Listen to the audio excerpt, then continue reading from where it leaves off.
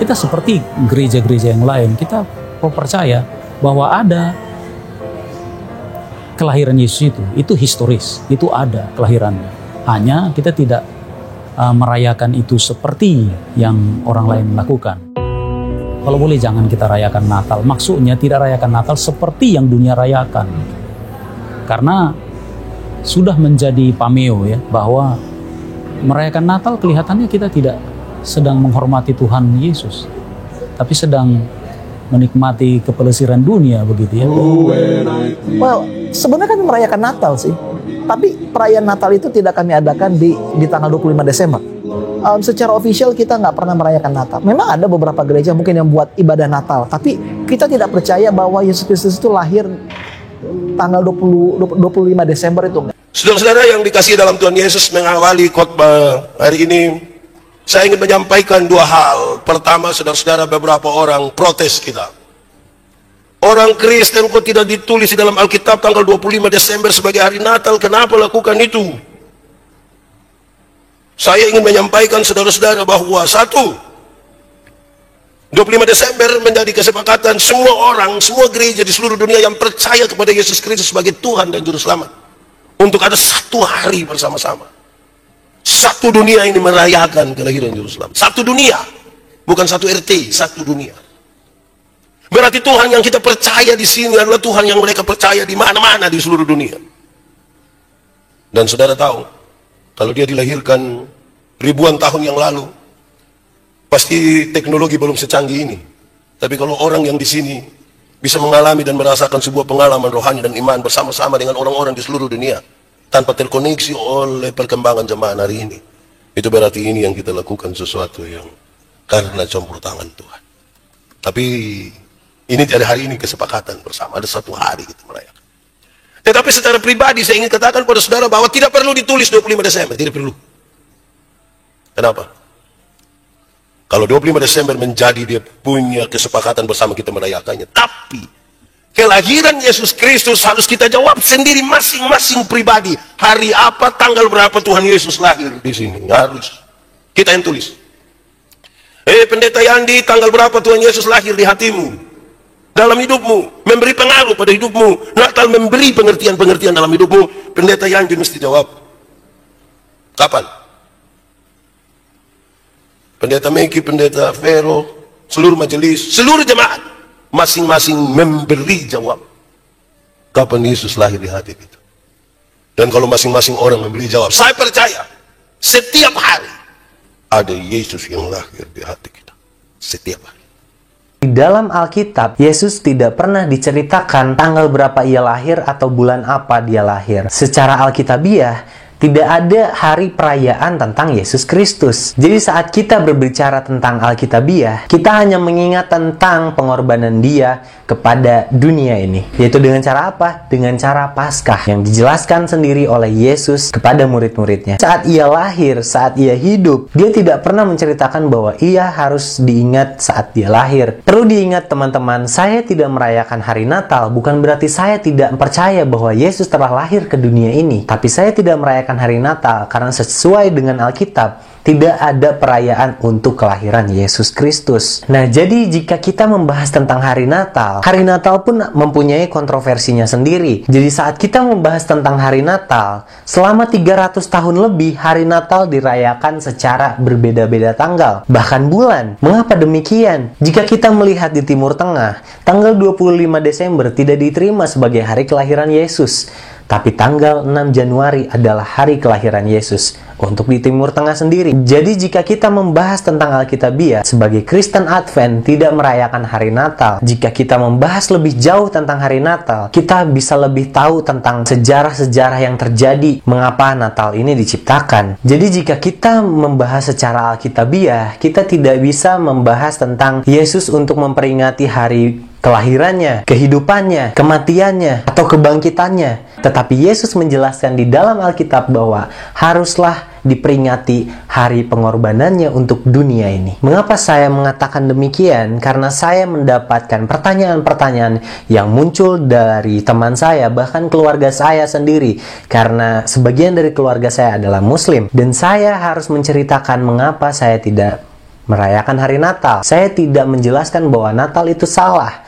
Saya bukan Tuhan, jadi saya tidak tahu mana yang benar dan mana yang salah secara mutlak. Jadi beginilah kepercayaan yang saya anut, sehingga saya membuat video ini untuk mengklarifikasi kepada teman-teman saya, mungkin kepada yang lainnya yang ingin tahu bahwa ada Kristen yang tidak merayakan hari Natal. Saya pikir adik masih perlu banyak belajar. Kata-kata adik itu kalau menurut saya agak sedikit sok pintar, ya kan? Dan kesannya sebetulnya Anda masih sangat bodoh, ya kan? Anda nggak ngerti, tapi Anda nyerang gitu. Sebetulnya kalau Anda bertanya, tanya saja sama hamba-hamba Tuhan, nggak usah caranya begini gitu ya kan? Taruh status di Facebook terus kesannya nyerang. Pertama saya baca, saya pikir Anda bukan Kristen gitu, karena kata-kata Anda sangat nyerang. Ada satu, tapi lepas daripada apapun, saya pikir kamu juga hebat. Dengar ya, saya harap Anda dengar, dan saya harap juga yang selama ini meragukan 25 Desember dengar. Kalau ada yang bilang 25 Desember tidak dalam Alkitab, itu adalah hari lahirnya apa itu katanya Dewa Matahari.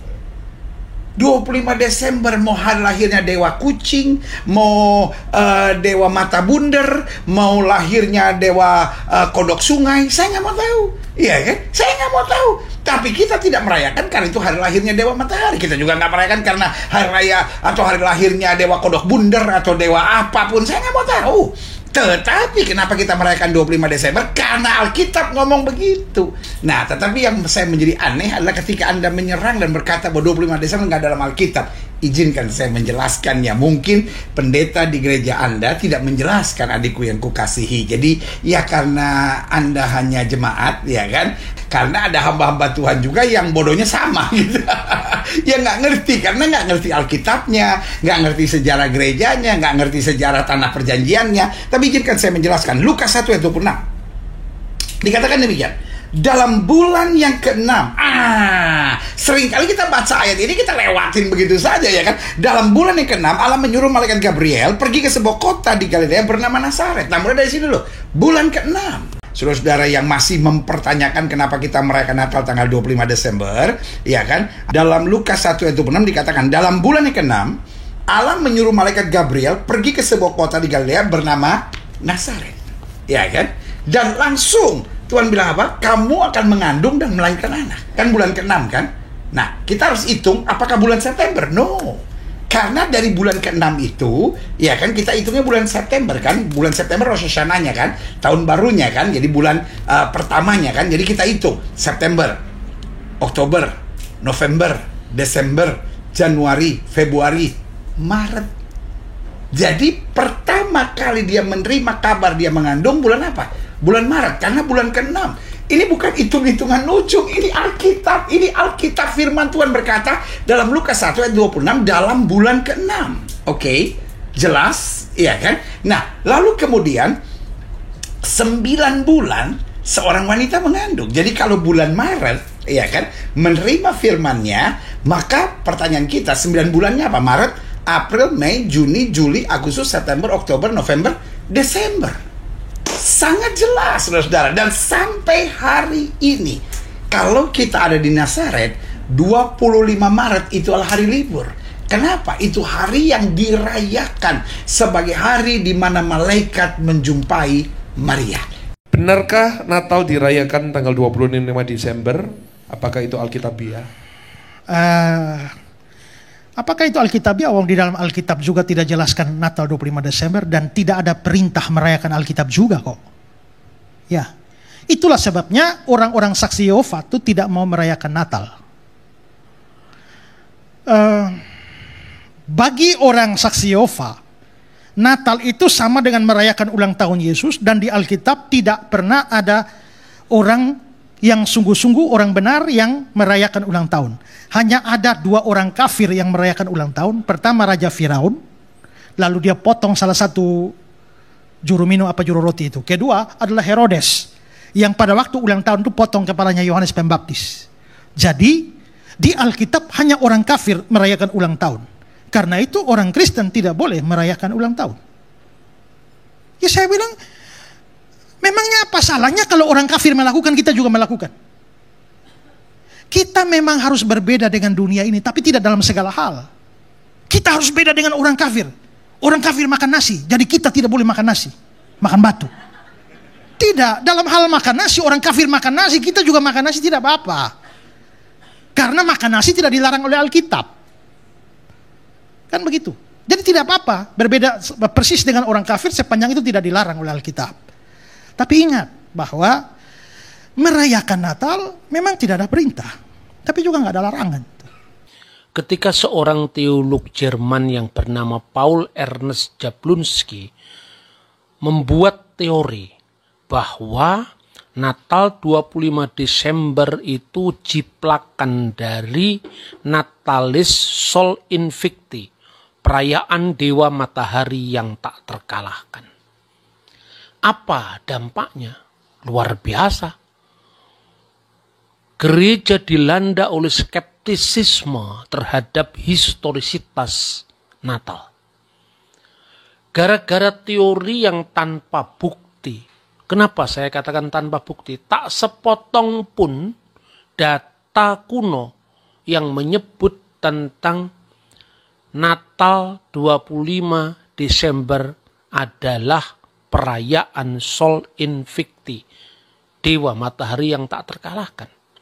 Sementara itu, sebagaimana setiap kali saya presentasikan gagasan-gagasan saya yang sebetulnya hanya mewakili suara yang selama ini diam ketika gereja dihantam dengan skeptisisme yang nyaris meluluh lantakkan sendi-sendi keimanan kita.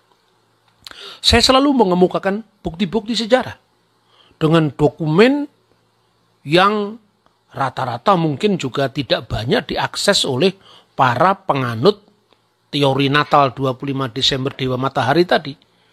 Bersama saya Pendeta Henry Tandianta, Master of Bibliology Studies, ya. Saya akan membahas sebuah tema yang lagi tentu saja yang tema paling ngetren adalah tentang Natal. Begini judulnya.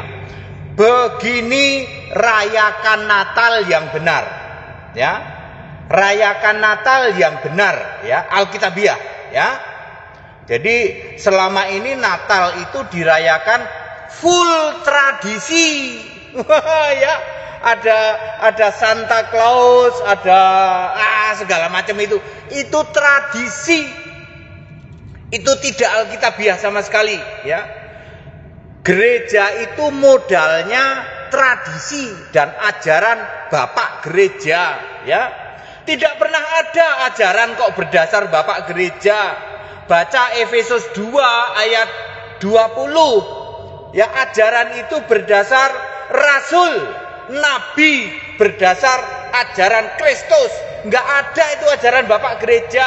Tertullianus, anusnya orang Ethiopia kok dipakai, ya loh. Gimana Pak? Anusnya orang Ethiopia itu namanya Tertullianus, itu jadi Bapak Gereja. Ya, Bapak gerejanya Isra Soru, Bapak gerejanya Gilbert Lumoindong, Bapak gerejanya Bambang Nurseno, Bapak gerejanya Daniel Biantoro, ya, semua itu, ya. Joshua Tewu juga, Bapak gerejanya Tertullianus. Ya. Baik, begini merayakan Natal yang benar. Satu, ya, jangan pernah menyebut Yesus lahir 25 Desember. Bambang Nurseno, Gilbert Lumoindong, khotbah Natal berikutnya pada Desember tahun ini, jangan pernah menyebut Yesus lahir 25 Desember. Mendingan kalian turun dari mimbar, ya, karena kalian blunder menyesatkan, ya. Yesus lahir 25 Desember versinya Bambang Nurseno, versinya Gilbert Lumoindong, itu blundernya Maria hamil 9 bulan 10 hari. Kenapa disebut 9 bulan 10 hari? Biar pas, Pak.